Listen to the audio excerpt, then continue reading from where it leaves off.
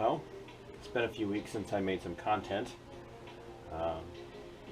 There's a backstory to that, reason why. I'm not going to get into it in this video.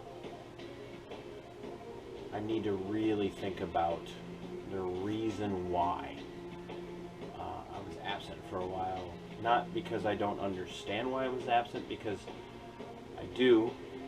I have a desire to handle the topic or the subject matter very respectfully, and not with kid gloves, but in a way that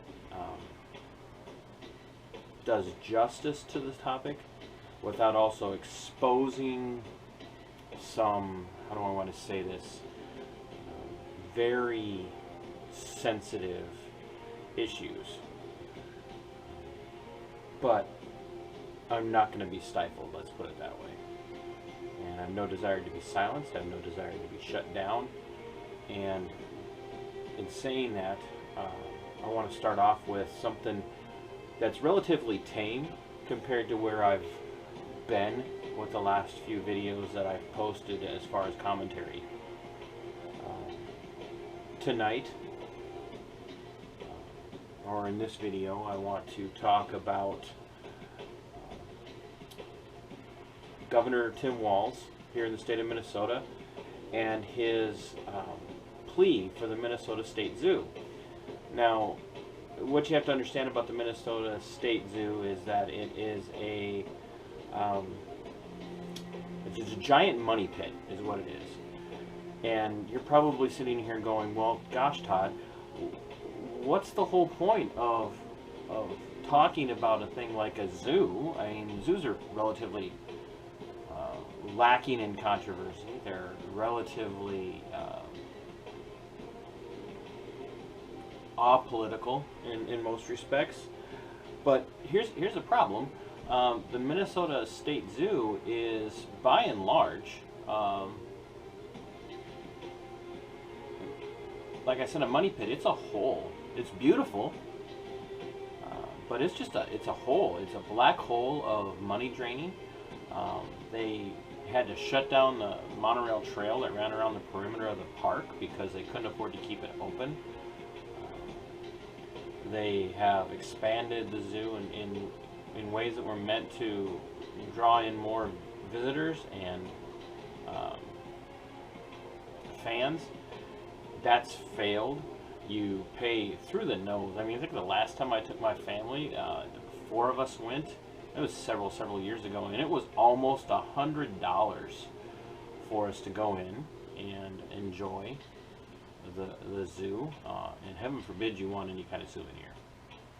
Worst part of it is that the animal enclosures, as beautiful as they are, make it very difficult to view the animals.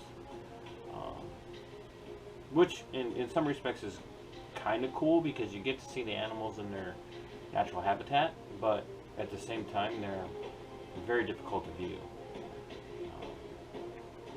And there's been some controversy around the dolphin exhibits that they have, you know, because the Earth Firsters and the animal rights activists and whatnot are all very fired up about things like dolphins being used for entertainment.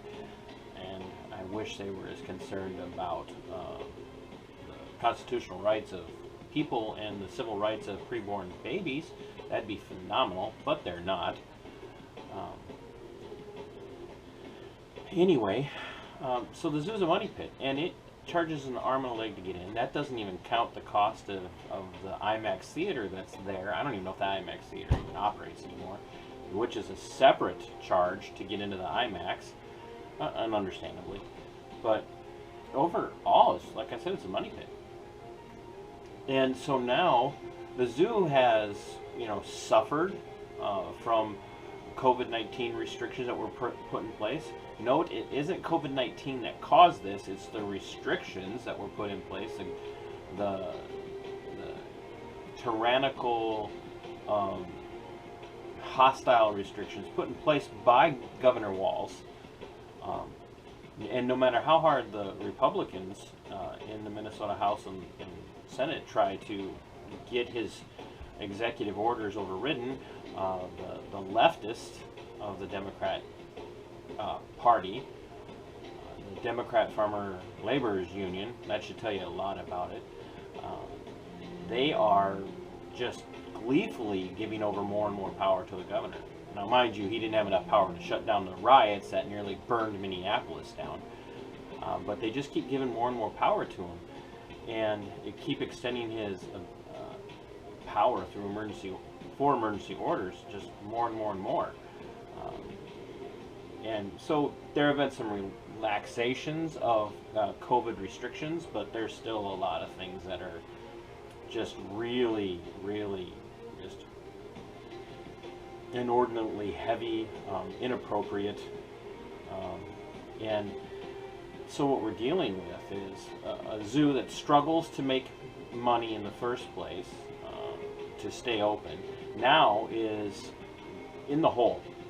And the governor on Tuesday of this last week, June 16th, I believe it was, the governor came to the people of Minnesota and through the legislature and basically made a plea, but demanded that they give money to the zoo through a new stimulus package, if you will, for businesses.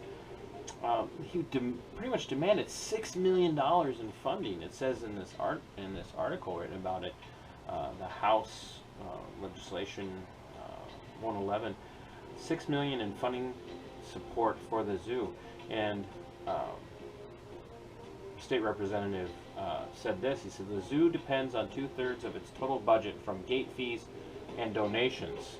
They totally lost that as they had to close one of the first weeks in the COVID crisis to protect their staff and state's assets out there, the animals. I just want you to think about this. We have a governor who shut down small business and a lot of other businesses as well in the state of Minnesota. He shut them down by executive order, by fiat. He ruled that businesses should be shut down, which meant they were losing money. So he already took a money bag, black hole of finances and economic waste, and the Minnesota Zoo, and he shut it down by order to protect the staff and the assets. That's irony.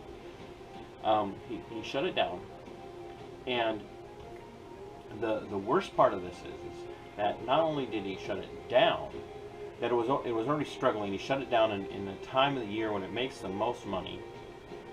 People were losing their own income. They're probably not donating to the zoo as much as they should. And now he's coming to the state legislature and he's demanding $6 million in funding for this. And granted, he's asking for money for other businesses, small businesses in particular.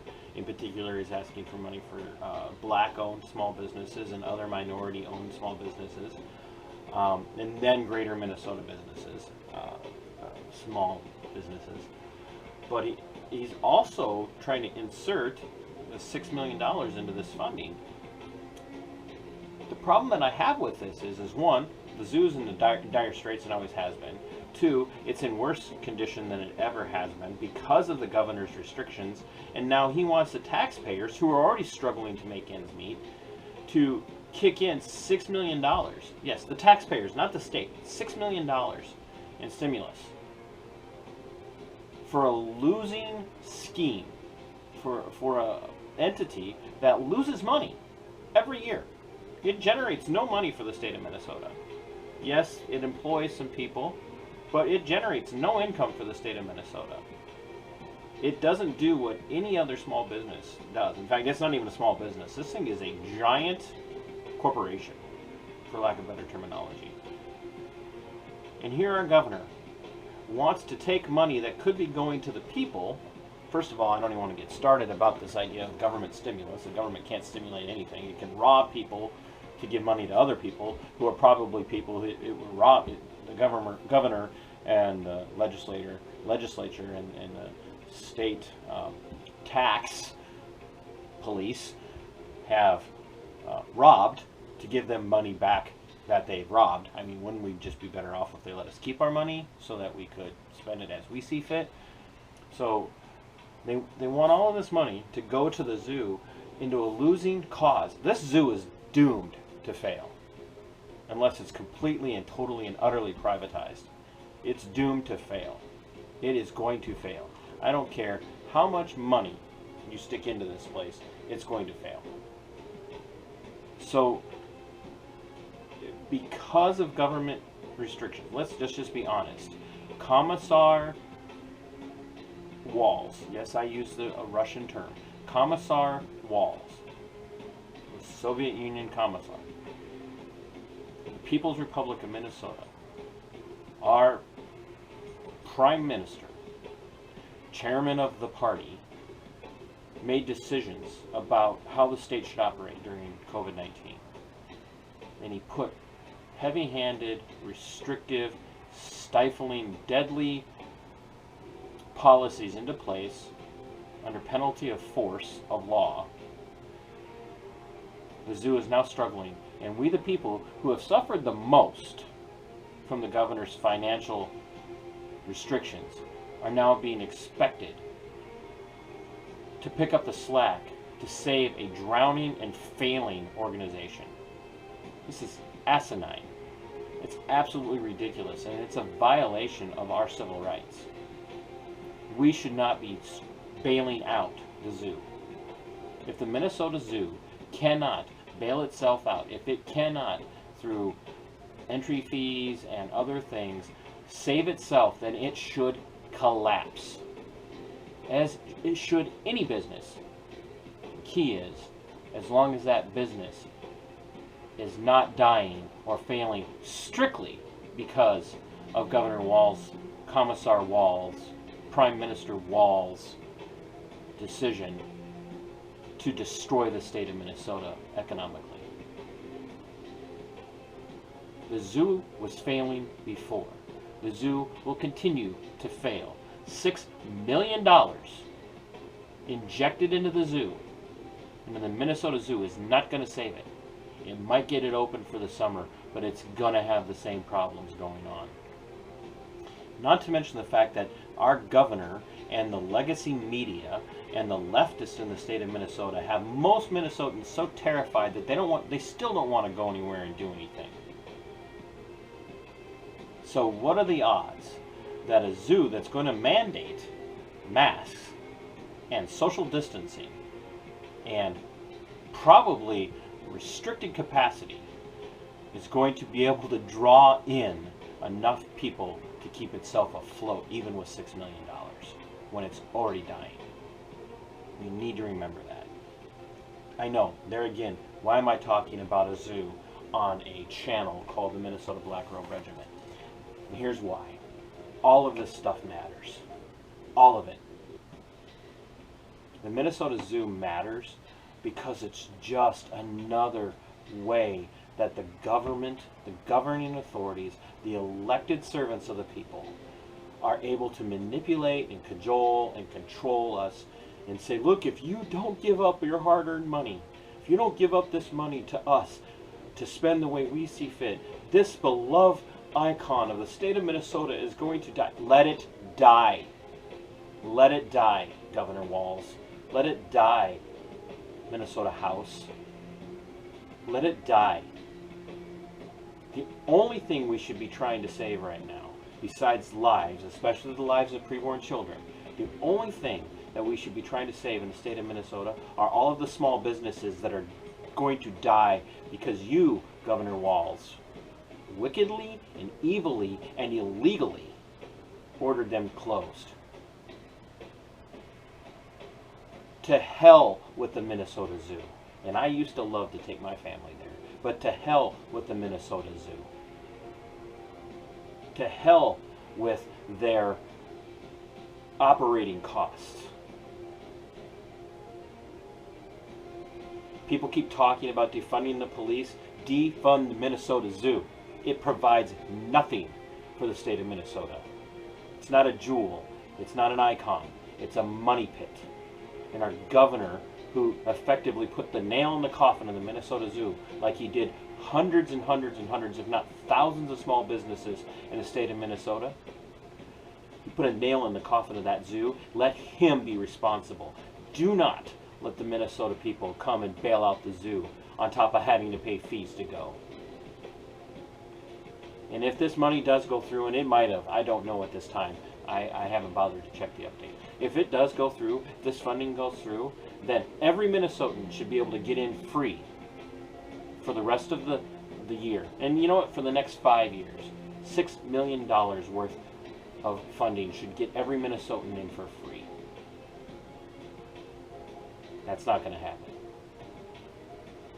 It's time for the Minnesota Zoo to go the way of the dodo bird and to become a display in a museum somewhere, and not the money pit that it is. Sell off the animals that are there. Send them to other zoos, places like the Henry Dorley Zoo or the Los Angeles Zoo in California.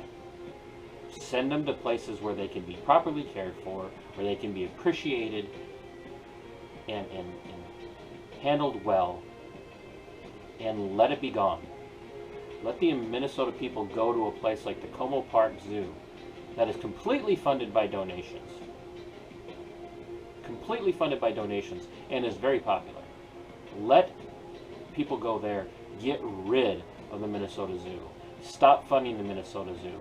Stop sucking money away from taxpayers, Governor Walz, to fix a problem that you created. Let's get about the business of saving small business and get about the business of getting Minnesota opened back up again, 100%, no restrictions of any kind.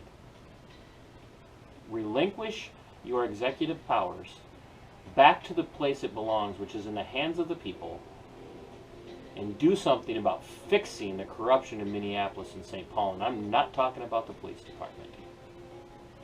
I'm talking about the elected officials who have created all of these problems, including the response to COVID-19.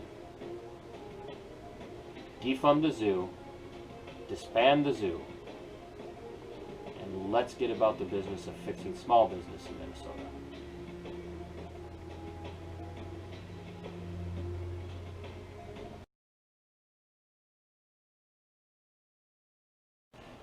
As always, thanks for watching the video. Thanks for being open-minded. Thanks for listening. I would ask that over here in the corner, somewhere on your screen, you hit the subscribe button. It's important, not for me, but because mainstream media, legacy media, isn't going to get the word out. They're not going to let people who don't toe the established line speak. So for the sake of liberty and for the sake of the defense of this nation, small little independent voices like mine need to be heard, especially the interviews. It's got very little to do with my commentary and a lot more to do with the interviews and the people who are affected when liberties are tread on. So once again, hit the subscribe button, like, subscribe, and share. Thank you very much.